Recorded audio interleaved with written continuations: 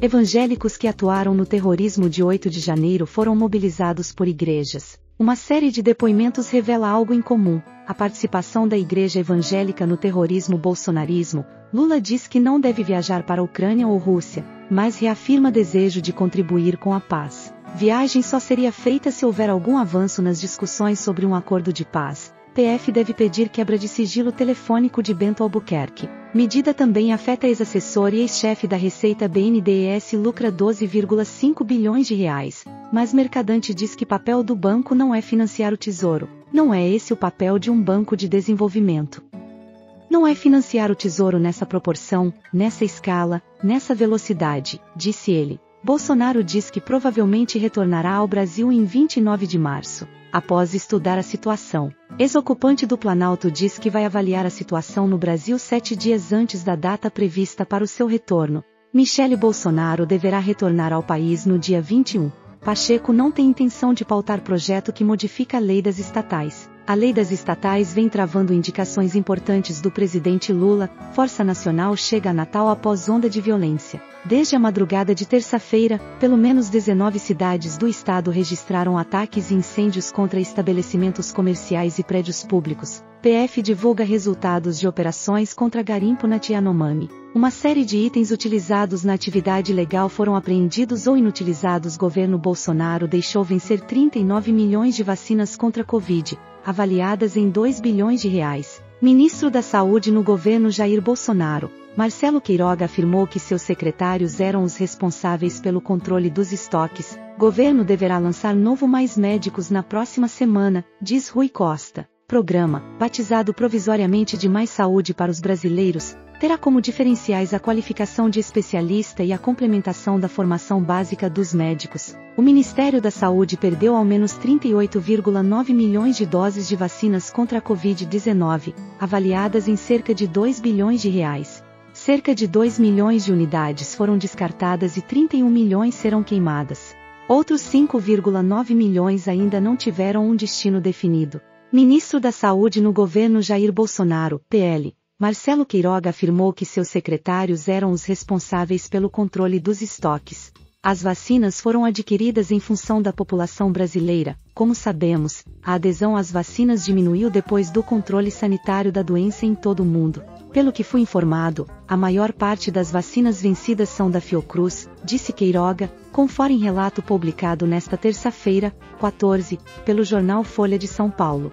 Jair Bolsonaro e o ex-ministro foram alguns dos alvos da Comissão Parlamentar de Inquérito da Covid, que sugeriu a autoridades indiciamentos deles 2,79 indiciamentos em 2021.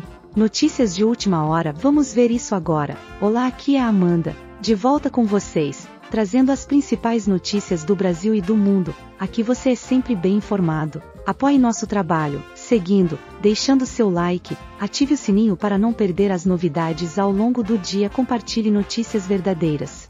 Me diga de onde você está vendo nossos vídeos.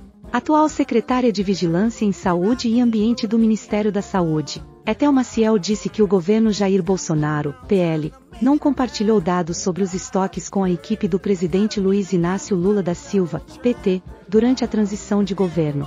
A gente pegou um governo com estoque de vacinas vencidas e para vencer, enquanto aquelas que precisávamos não tinham estoque. Não havia nem contrato encomendando as doses no caso das vacinas pediátricas e bivalentes, disse.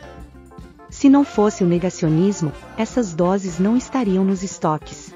Se tivesse acontecido um esforço, como estamos fazendo agora, com campanhas educativas, alinhamento com gestores municipais e estaduais, essas vacinas não teriam vencido.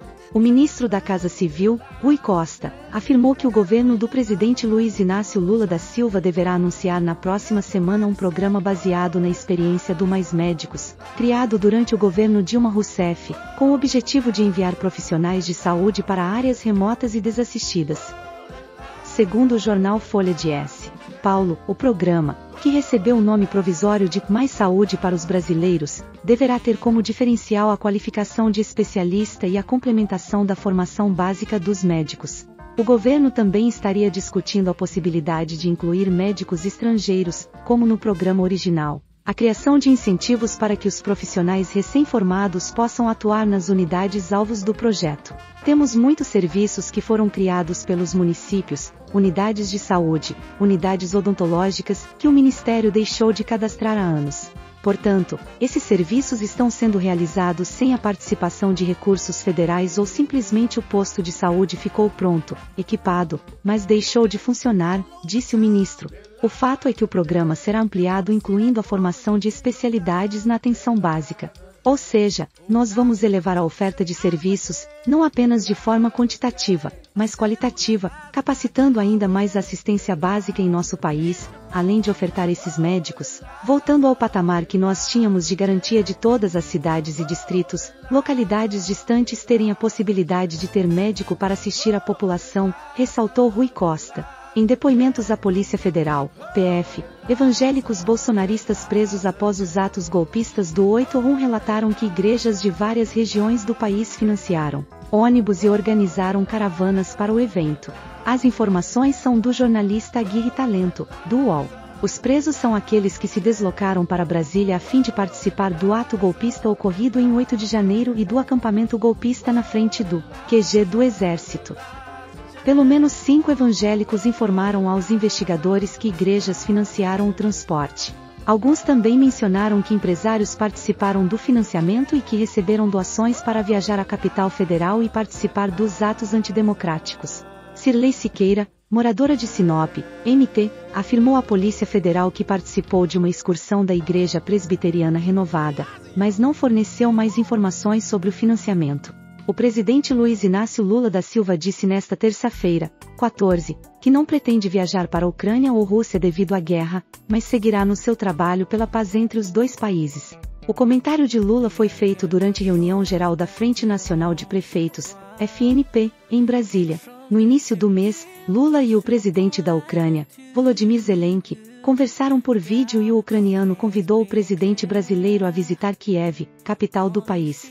Uma fonte que acompanhou a conversa disse a Reuters que a resposta de Lula foi que uma viagem poderia ser acertada em algum momento, à luz de algum avanço nas discussões sobre um acordo de paz. A Polícia Federal planeja pedir a quebra de sigilo telefônico do ex-ministro de Minas e Energia Bento Albuquerque, do ex-assessor dele Marcos André Sueiro e do ex-chefe da Receita Federal Júlio César Vieira Gomes. O pedido deve ser feito por conta de uma ligação de Gomes com o ex-presidente Jair Bolsonaro, PL, que teria ocorrido em dezembro do ano passado, em última tentativa de recuperar o pacote de joias apreendido pela Receita Federal no aeroporto de Guarulhos, em São Paulo.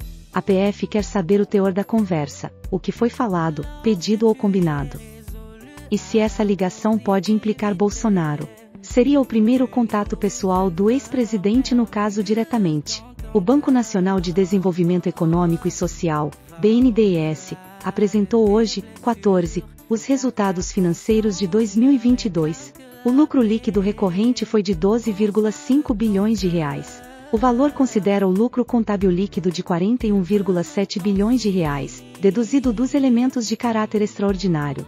Entre eles, o banco destaca receitas de dividendos da Petrobras, valores devidos pela operadora Oi e alienação de ações da JBS e da Eletrobras. O resultado representa crescimento de 46,2% em relação a 2021. Os desembolsos, que incluem os empréstimos e as